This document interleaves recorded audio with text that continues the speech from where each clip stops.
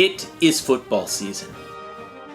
It has started, and it is a rite of passage every year around the beginning of September. If you can't sense a change in the weather, then you can mark the beginning of autumn when the football season starts. Every Labor Day, my friend would breathe a sigh of relief and say, "I've made it to another football season." It, in fact, started in mid-August when he would call me up and tell me that DirecTV had authorized his subscription to their football package. And when the first football game was broadcast, he would exclaim, "I have lasted through another summer. Now I can watch football again." It didn't matter what teams were playing, just that they were playing. Good, bad, indifferent. That's how I like to view sports. I don't really think about any particular game or play, but about the emotion of it. And I think we need that. So I am going to begin a sports dialogue that will not talk about any particular game or play or player, but what at the moment I find compelling about sports. Because sports are always compelling, and they don't need to be overanalyzed and argued about. They give us something to be excited about. In the Middle Ages, in Europe, and let's use the rather arbitrary date of the advent of the printing press, most people's lives were hard and stressful. Though they hadn't invented the concept of hard and stressful, their one solace, the one thing that they could mark time with and sort out their feelings, was going to church and being enthralled by the epic stories of the Bible.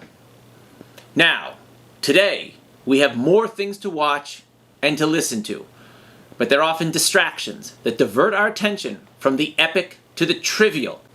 We have let that happen with sports. Most commentators and networks, needing to fill hours and hours of time, bring up countless details and argue about minutiae. So I have decided to share my sporting experience.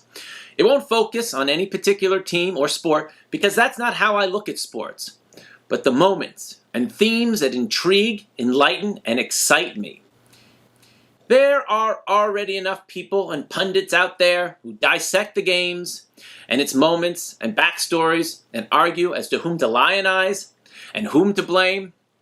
It's like Schrodinger's cat.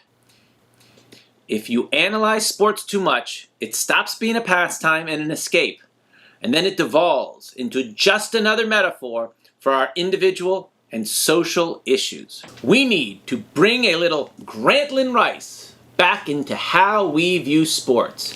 To explain, I will read the beginning of his news article reporting the Notre Dame Army football game of 1924. Outlined against the blue-gray October sky, the four horsemen rode again. In dramatic lore, they are known as famine, pestilence, destruction, and death. These are only aliases. Their real names are Stooldreyer, Miller, Crowley, and Layden. They form the crest of the South Bend Cyclone, before which another fighting Army football team was swept over the precipice at the Polo Grounds yesterday afternoon, as 55,000 spectators peered down on the bewildering panorama spread on the green plain below. A cyclone can't be snared. It may be surrounded, but somewhere it breaks through to keep on going.